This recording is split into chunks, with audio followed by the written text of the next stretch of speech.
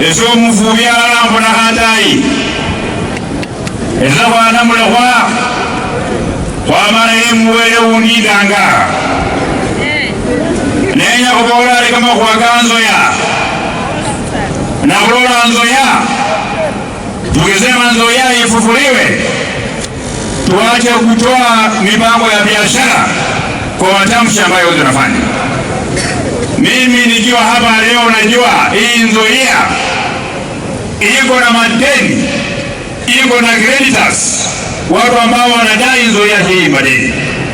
Na wale watu ambao wanadai Nzoia hii madeni walienda kotini wakatafuta ukishonia mwenye anatembea na makaratasi kwa mfuko akitafuta matrakta ya Nzoia auze, akitafuta magari ya Nzoia auze.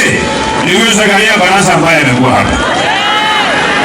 Sasa tukiongea maneno ya Nzoia, tuondoe maneno ya biashara katika Nzoia Sugar.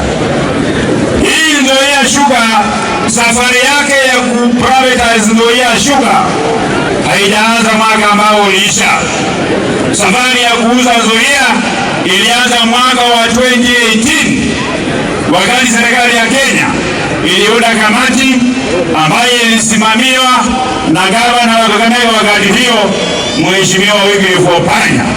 Mkutano Eugene Wamalwa akatia sahihi kubwa, gavana ule wa Kakamega akatia sahihi kubwa, wakasema Nzoia imepigwa na financial epilepsy, wakasema iuzwe. Kwa hivyo maneno ya Nzoia kuuza hajaanza mwaka ambayo umepita. Kwa hiyo wale ambao wanashinda wakitupatia lecture vile Nzoia inaenda kuuzwa, vile Panpepe iliuzwa, expert wa hiyo maneno ya kunegotiate na kuuza kuanzia kwa Panpepe mpaka kwa Nzoia, huyo waziri Eugene Wamalwa ambaye ameingia hapa kwa zamani.